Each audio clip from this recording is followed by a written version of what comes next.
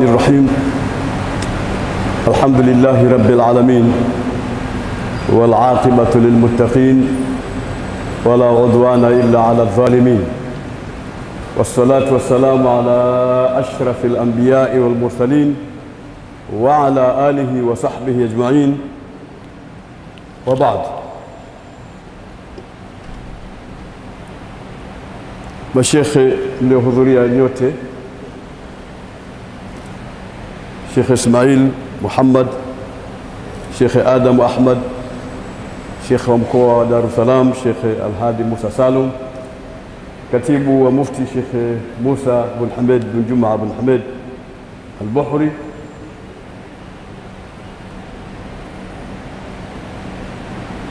viongozi wa msikiti huu wa Mtoro Sheikh Abbas Ramadhan Abbas na msaidizi wake Sheikh Athmani, Sheikh Abdullah, na wazee wa msikiti huu wote, pamoja na mashekhe wote ambao siwezi kuwataja mmoja baada ya mwingine, lakini kijana wangu Kaporo Athman na wengine wote mliohudhuria Waislamu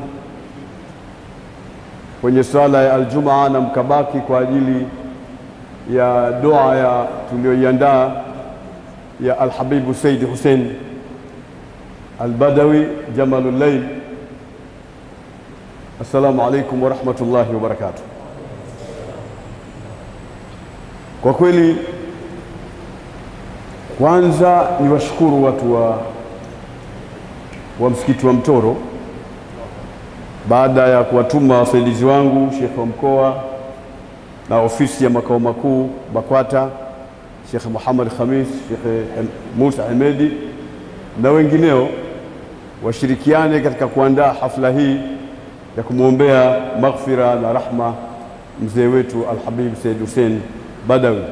Niwashukuru kukubali na niwashukuru kutupokea, na niwashukuru pia wazee wa msikiti, lakini pia niwashukuru na Waislamu wengine wote kwa kuhudhuria kwenu. Na kama ilivyotangulia kutajwa kwamba hii hafla nimeiandaa mimi pamoja na wasaidizi wangu ambao nimewataja huko nyuma kwa shughuli mbalimbali, kuna Muhammad Nasr ambao wamesimamia tangu mwanzo kwa ajili ya kufanikisha swala hili. Basi shukurani ziwaendee, lakini wajue hayo yote tumefanya kwa ajili ya mzee wetu Al-Habib Sayyid Hussein bin Ahmad Badawi Jamalul Layl. Pia tumefaidika sana hapa kwa kuzungumzwa habari za Al-Habib Sayyid Hussein Badawi, na mimi nilipendekeza katika ratiba iliyotengenezwa na wasaidizi wangu kwamba wale wanafunzi wake wapate nafasi kubwa ya kusema. Inawezekana watu wakapata maswali, mbona wamesema sana? Ni mapendekezo niliyotoa mwenyewe kwamba waseme sana wao, kwa sababu tangu wadogo walikuwa na Al-Habib Sayyid Hussein Badawi, wao wanamjua zaidi kuliko mtu mwingine. Na tuliwaomba vile vile wasikose kuhudhuria Sheikh Adam Ahmad, Sheikh Muhammad Ismail Muhammad, Sheikh Al-Hadi Umar na wengineo. Wao wamejaliwa kuhudhuria, tulisema wapate fursa ya kumzungumza mzee, ili angalau watu wapate kumuelewa mzee ni nani, na hasa hiki kizazi cha sasa ambacho wengi hawamfahamu kwamba Al-Habib Sayyid Hussein ni nani. Na mtu anaweza akajulikana nje zaidi au akajulikana na watu wa mbali zaidi, lakini wale walio karibu wakashindwa kumuelewa, kama ilivyokuwa yasemwa na Waarabu katika misemo yao kwamba al-alimu kal-Kaaba, al-alimu kal-Kaaba yaatiha al-buada wa yazhadu fiha al-quraba. Mwanachuoni ni kama ile al-Kaaba ile, watu walio mbali ndio wanaofanya juhudi ya kuja kuzuru al-Kaaba. Wale walio karibu wanaona al-Kaaba iko hapa bana, mwaka kesho inshallah, mwaka kesho kutwa inshallah, mpaka namkuta mauti hajawahi kuingia kwenye al-Kaaba. Sasa Al-Habib Sayyid Hussein yeye ni al-Kaaba, amejulikana zaidi nje kuliko tunavyomjua sisi hapa, na mtu akitoweka ndio fadhila zake na ubora wake na mambo yake na fahari zake zinapotajwa zaidi kisha wakajuta wale karibu kwamba kwa nini hawakuitumia nafasi ya kuwa naye mwanachuoni kama yule. Kwa hiyo yamezungumzwa mengi kuhusu mwanachuoni kama yule, na tumempata mwenye msiba wake, naye yupo Al-Habib Said Ahmad.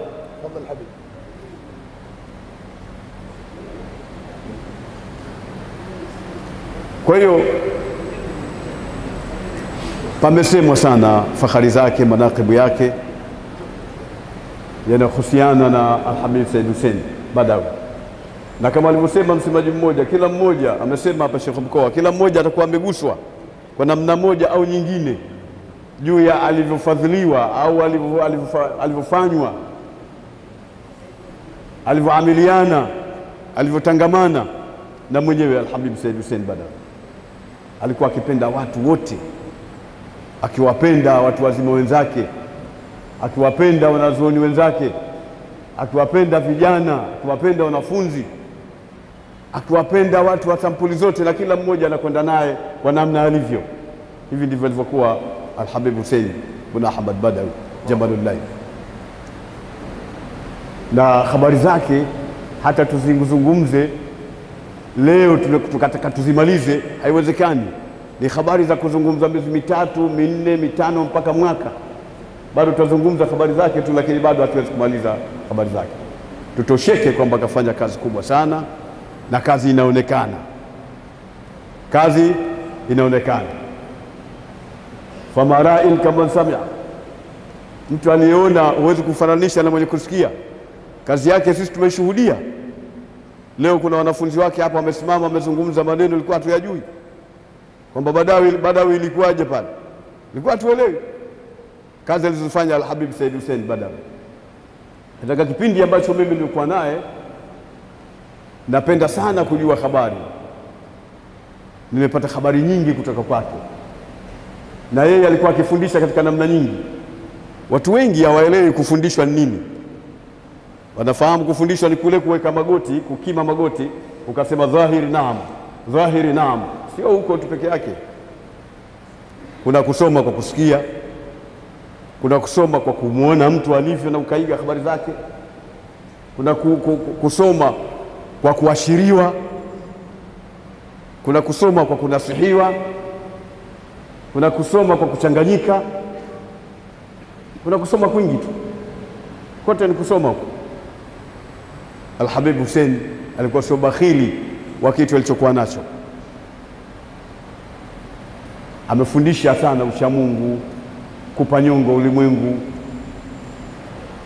mahaba ya Mtume sallallahu alaihi wasallam, al-ishra, namna kutangamana na watu wengine.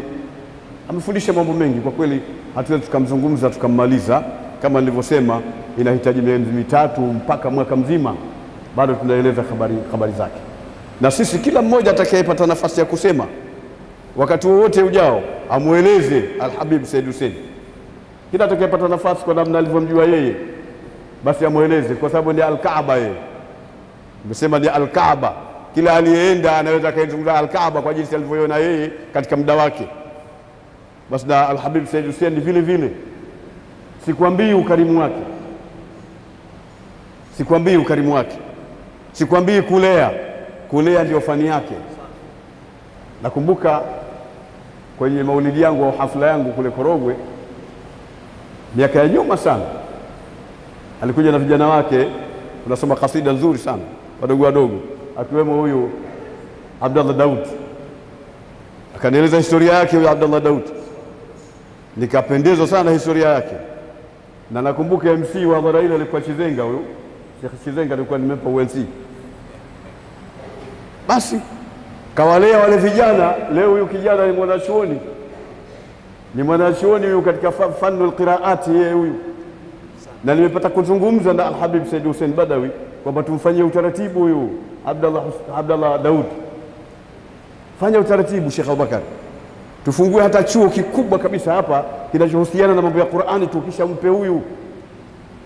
Ndio maana nimethubutu katika kipindi amerudi kutoka London kwamba kipindi hiki sasa hebu jaribu kusomesha pale Darul Maarif mambo ya qiraat. Mpaka leo anafundisha pale Darul Maarif mambo ya qiraat na mpango mingine tunakwenda nayo. kama alivyoniambia Al-Habibu hapa Sheikh Ismail Muhammad juu ya chuo ambacho nakiandaa. Walimu ndio hawa. Sasa tangu nimemwona ni mdogo, kazi yake ni kusoma kasida, hajui chochote mpaka ni mwanachuoni kwa malezi ya Al-Habib Said Hussein Badawi Jamalul Layl. Wewe unataka nini tena kuelezwa? Unataka uelezwe nini? Ni watu wa kimungu kama hawa. Watu kama hawa wanamalizika. Katika hutuba kumesemwa kwamba katika jumla min alamati saa inqiradu ulama wal akabir, katika jumla ya alama za kiyama ni kule kukatika kwa wanazuoni na watu wakubwa.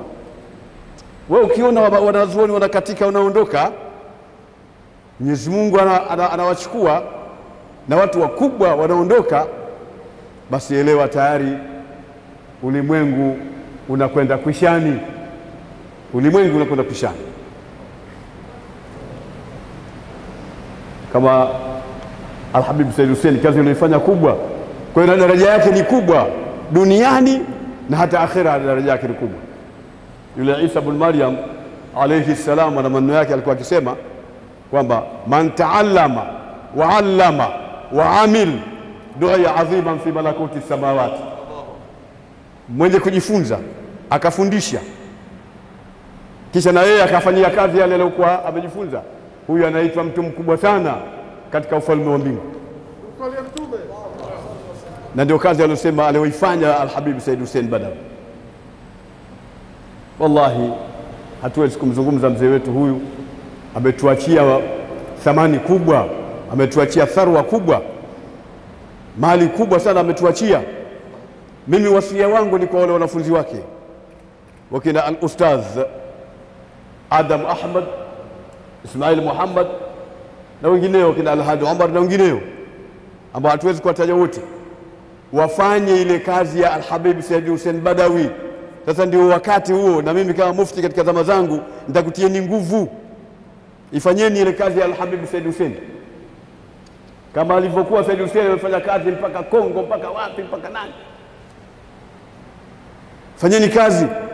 Siku moja nazungumza na Al-Habib Said Hussein Badawi, anasema hata yule mpiga muziki mkubwa sana kule Kongo anaitwa nani sijui nini yule, pia kijana wake alimslimisha.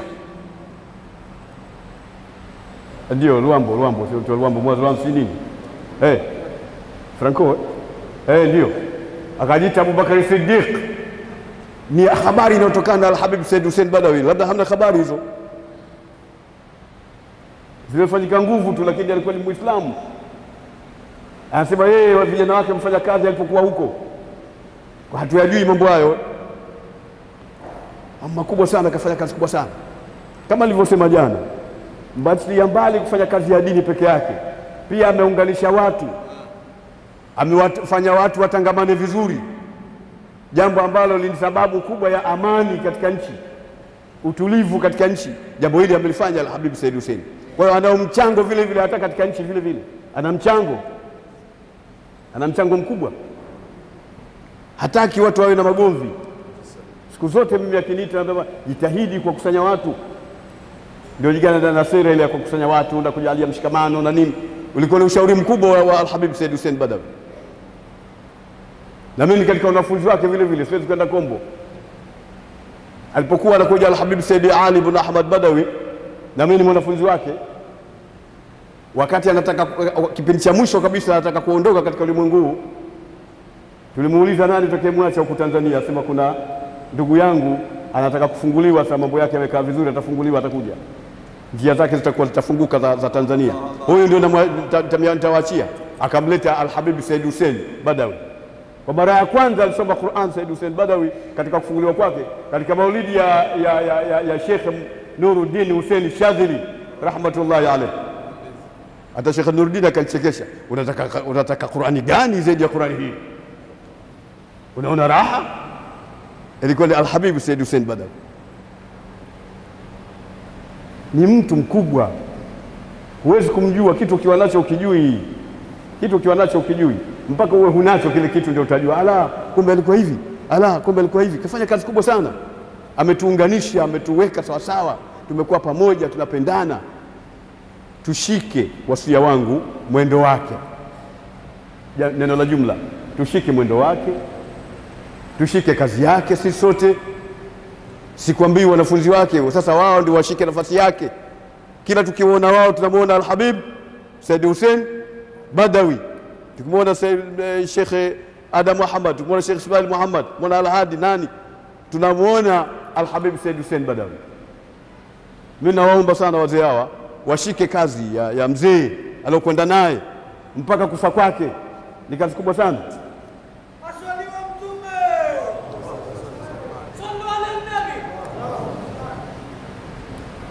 Ana mchango mkubwa sana. Hata katika Baraza Kuu la Waislamu Tanzania ana mchango mkubwa sana. Ana mchango mkubwa sana. Mengine hatuwezi kuzungumza katika dhahiri hii. Lakini ana mchango mkubwa sana wa kupenda. Lazima watu wakae vizuri. Watu wawe na mshikamano, watu wapendane. Na mimi namshukuru kwa nasaha zake kubwa na mafunzo yake makubwa. Na mimi nilikuwa mtumishi wake nikifanya kazi zake sana, akinituma nikifanya kazi yake ile. Zamani ilikuwa Al-Habib Said Al-Badawi akija, mimi nakuwa ndio msemaji wake pamoja na mwanae yule Muhammad Khitam. Nikizungumza kisha nazungumza yule, au nazungumza yule nazungumza mimi. Alipokuja akaturithi Al-Habib Said Hussein Badawi, katika mambo ya maajabu niliwahi kusimamishwa nizungumze, lakini akili yangu ilikuwa haiko katika kuzungumza, kwa sababu sioni kama nina nafasi ya kuzungumza mbele ya ulama waliokuwepo pale, mashekhe zangu walionifundisha nani nazungumza kitu gani. Kwa hiyo sikujiweka katika mambo ya kuzungumza, kisha ghafla nikasimamishwa. Nikamwambia Al-Habib, siwezi kuzungumza, sijajiandaa kwa mada yote. Basi mama, nikasimama kwa sababu ya kutekeleza amri, na mashekhe wote wakaning'akia kwa simama. Niliposimama maneno sijui yametoka sehemu gani, yalikuwa yanatoka tu baraka, vitu vya ajabu, ajibu wa gharib. Labda la karama hamlijui, lakini leo hatulitaji. Iko siku itakuwa ni hafla ya wanazuoni na hafla maalumu, tutakuja kuzungumza karama zake vile vile. Kwa hiyo tuna mengi ya kusema. Mimi narudi kwa mashekhe wanafunzi wake, yani sitaki ile kazi iwe imekufa. Kazi ya Al-Habib muifanye, wazee wangu, fanyeni kazi ya Sharifu. Amekusomesheni na nyinyi mmefanya kazi yake, na nyinyi mshapewa hiyo kazi. Alikupeni kazi kama walivyosema wenyewe ya kufundisha Badawi pale. Endeleeni na kazi hiyo, muirithi kazi yake ya kusomesha. Leo mahali popote ukisikia kafida nzuri tamu, unajua hii ni nakama ya Al-Habib Said Hussein Badawi. Siku moja nimekwenda mbali bara huko porini kabisa, nikakuta kasida ya Said Hussein Badawi inasomwa na madrasa ile. Kuja pale nishangaa mpaka nikacheka mimi mwenyewe. Said Hussein mpaka huku jalla jalalu mpaka porini kabisa, unasikia watu wanacheza jamani mpaka huku. Hii kazi kafanya sana huyo mzee, kazi kafanya sana. Akiamka dini, akilala dini, akiamka dini, akilala dini. Ana uchungu wa dini saa zote. Mtampata wapi mtu namna hiyo? Sheikh akishakula chakula chake akasema ndo mawili matatu, ataka kuingia swali ambalo tuliza baadaye. Bwana wewe unamwona Sheikh kapumzika, unamsumbua bwana, ajitetea mwenyewe. Sheikh anaulizwa mahali popote, Sheikh anaulizwa mahali popote anajibu. Said Hussein ukimuuliza mahali popote atakujibu. Kadhalika kama Sheikh wenzake wengine waliopita huko nyuma, ukimuuliza jambo lolote anakujibu kwa pale pale alipokuwa. Sasa hivi sisi ukiulizwa kitu ambacho hiyo inataka muda Sheikh, alafu uwe na adabu, sio unauliza ovyo bwana. Sheikh na Said Hussein hawakuwa namna hiyo. Kwa wanazuoni wa kimungu wanaitetea dini ya Mungu mwanzo mpaka mwisho, wanatetea watu waishi vizuri mwanzo mpaka mwisho. Ni mtu mkubwa kwa kweli. Naweza nikasema maneno ya jana kwamba Tanzania tumefiwa, Afrika Mashariki imefiwa, Kenya imefiwa, Afrika imefiwa, na ulimwengu umefiwa. Kwa nini nasema ulimwengu umefiwa? Mimi niwajua mashekhe wengi kule Maka na mji kule Saudia kupitia Al-Habib Said Hussein Badawi. Alikuwa akinichukua hasa, afa huyu mtoto wangu, nazukana wala zuoni, nazungumza nao. Wa ala ra'sim Al-Habib Umar bin Abdul Hadi Al-Jilani, Sheikh Makkah, kitu na Sheikh Makkah. Sio Sheikh wa mchezo, mtu wa kimungu naye, wali wa Mwenyezi Mungu Subhanahu wa Ta'ala. Lakini anamjua Said Hussein, anazungumza naye, anamjua kama anajulikana kuliko anavyojulikana hapa Tanzania. Mimi nikashangaa kwamba nilikuwa nafuatilia maneno, hiyo mzee hatari. Na kulikuwa na hafla moja kubwa ya watu wenye sauti nzuri na kusoma kuzuri, walikuweko mabingwa wa dunia, wakapewa kusoma, wakasoma, kisha ikafikia zamu ya Afrika. Akasema lakini leo si msomaji. Nikamwambia hapana Alhabibu, piga vitu hapa leo, takutuchezea bwana, piga vitu. Basi akasimama Said Hussein akapiga dhahama moja, nilitaka kurukaruka ile nionekane kama nilitaka kurukaruka kufurahi jinsi mambo aliyofanya pale, ilikuwa hatari. Na baada ya pale kila mmoja amekuja kumbusu, amekuja kufanya nini huko. Tunazungumzia nje huko, sio hapa. Wewe unataka kusimuza hapa sisi kwa Kariakoo nini? Tunazungumza nje. Watu wanaijua Tanzania kwa historia tu, wanaizungumza Kilwa kwa historia, hajafika. Watu kama hao wanamzungumza, wanamjua Al-Habib Said Hussein Badawi nani.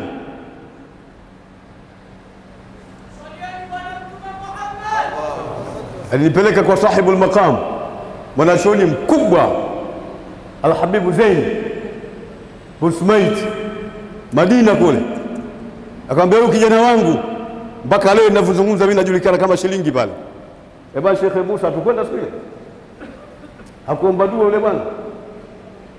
Mambo tuliyoshtakia hayakuwa, yalikuwa ala nukta. Janazuoni kubwa lina ilmu kama nini, bahar. Tumejulishwa na Al-Habib Said Hussein Badawi mpaka tumekuwa wenyeji mpaka leo. Nataka nimeleze nini jamani kuhusu mzee huyu? Mzee ni mzee, na yote ni kwa sababu ya mapenzi tu, anatupenda ni kupita kiasi. Siku moja mimi nilikuwa nyumbani kwake Kurasini, nikamkuta machozi yanamtoka. Vipi Al-Habib? Sasa mimi sasa hivi nilikuwa nakuanza kaani kufanyia dua. Shangaa mtu ana mapenzi kiasi hicho, ana mapenzi kiasi hicho. Nimekwenda Maulidini Lamu baada ya kupata mansibu hii ya umufti. Nikaenda Lamu kule, nikapewa nafasi ya kuzungumza, nikapewa nafasi ya kuhutubu. Vitu vyote nimefanya mimi kule Lamu. Ulikuwepo siku ile? Lakini chai ya asubuhi asema haji kwa mtu mwingine, atakuja kwangu. Na wewe utalala katika firash aliolalia Al-Habib Umar ibn Hafidh ibn Salim ibn Abi Bakar Fakhr al-Wujud. Hii halali mtu mwingine yote, lakini kapewa mimi Said Hussein Badawi sallallahu ala Muhammad sallallahu. Nikapewa nafasi ya kupanda juu kwenda kutoa mawaidha kule na Al-Habib mwenye baba Said Ahmad mwenye baba na wengineo waliochaguliwa watu maalum tu. Na alikuja rais wa Kenya huyu Uhuru, naam, tukawa naye. Kwa hiyo mimi nikapata pale, nikapaka salamu kwa salamu za Tanzania kadha. Yeye pale Al-Habib Said Hussein Badawi, mapenzi, wana mapenzi makubwa. Tunampenda sana, na saa zote tunasikia vibaya, tunaona tumefiwa hasa. Tumewazoea mashekhi katika kununa tu, na akiwa mtu mzima na nuna zaidi. Usiwe naye karibu na umjue yeye nani. Pana basi Said Hussein anakuvutia, hapa nataka wewe ndio useme. Jamani, saa zote tumuombe maghfira, tumtakie rehema mzee wetu tulio, kila mmoja alilolipata kwake akajifunza alifanyie kazi baada ya hapa, na kila mara tumuenzi, tuifanye kazi yake. Baada ya kuzungumza haya, nimeona wakati nazungumza hapa anaingia mwanawe mtoto ambaye ni wa ndugu yake Al-Habib Said Ahmad Alwi. Utatoa salamu je? Ningeona ungetoa salamu kwa sababu wewe ndio mwenyewe. Wewe ndio mwenye, toa salamu tu, wala useme maneno mengi. Wewe toa salamu tu mara moja, muone kwamba watu wa namna hii tunao, na yeye ndio katika wenye fanya kazi hizo. Lete mic. Iko siku tutapanga hadhara maalum, hapo ndio tutasema sana. Leo yote tuliyozungumza na kila aliyesema hapo mumhesabu kwamba amegusa, hajasema, tutasema siku hiyo. Wewe sema funimalizie. Assalamu alaykum wa rahmatullahi ta'ala wa barakatuh. Kama nilielezwa kwamba nitoe salamu, isipokuwa tumewajulishe kama alisema ubwana, mimi Said Hussein ni babangu mdogo. Babangu mimi na yeye baba mmoja mama mmoja. Kwa hivyo ni babangu na alilelewa na babangu, kasomeshwa na babangu pamoja na ndugu zake wengine walimsomesha, kina Khitami, kina Said Ali Badawi. Kwangu akapata minamini, kajaribu kasoma kwake, na mimi mwalimu wangu nilisoma kwake ahkami tajwid, Hidayatul Mustafid nilisoma kwake yeye, mzee wangu kama huyu. Kwa hivyo nimwambia nitoe salamu tu, nisimueleze unafahamu. Na huyu alikiitwa Muwaffaq Habib Ahmad mashhur, alikimuita sana Muwaffaq. Sikia hilo jina, hata babangu alikimuita sana wakati mwingine Muwaffaq, manake ni mwenye kuafikiwa na mambo. Ndugu zake walikuwa na elimu sana na walitangaza elimu sana, lakini yeye aliwashinda kwa harakati. Mashaallah, kwa zile harakati kama nidhamu alikuwa nazo, tartibati alikuwa nazo. Ndugu zake walibaki pale pale, lakini akaitembea ulimwengu, akajenga kama imeelezwa, nafikiri imeelezwa kwamba alijenga madaris mengi tu, kutoka Sudani, kutoka Zaire, kutoka Uganda, kutoka Tanzania, kwa harakati alizoeleka. Kwa hivyo sina mengi ya kusema, ila ni haya machache inshallah taala. Mwenyezi Mungu amwafikie na wako, Mwenyezi Mungu ampe neema zake na rehema zake inshallah. Wassalamu alaykum wa rahmatullahi wa barakatuh. Mwisho, amekuwa na chuo kule Lushoto Al-Habib Hussein kikubwa sana na chenye mpango wa kisasa kama alivyosema Al-Habib hapa sasa hivi. Yeye kwa kupanga mambo ni hodari, kinafundisha mambo ya dini na mambo ya kimazingira, elimu za mazingira hizi, mambo ya ufundi, mambo ya nini. Ameanzisha kitu cha namna hiyo cha kisasa kabisa. Huwezi kukubali kwamba mtu mzima kama yule anaweza kaanzisha chuo chenye mambo ya maajabu namna hiyo. Kwa hiyo tutoe wito kwa Waislamu na watu wenye nguvu waweze kukisaidia kile chuo kipate kwenda baada yake, na kuna watu barabara wa kusimamia aliowaacha, mashekhe, wanazuoni, watu wenye ilmu nzuri, pamoja na wanafunzi wake waliopo hapa na wanao kina Said Ahmad. Hawa watu wajitolee kusaidia kile chuo. Kina mambo mengi, kina matatizo mengi, natakiwa kusaidiwa. Sisi cha kumfanyia kikubwa ni kitu kama hicho, kuenzi zile kazi zake zisife, ziendelee. Kwa hiyo watu wenye namna yote ile, kila mwenye kuweza kunyosha mkono wake anyoshe kwa ajili ya kusaidia chuo kile kipate kuendelea.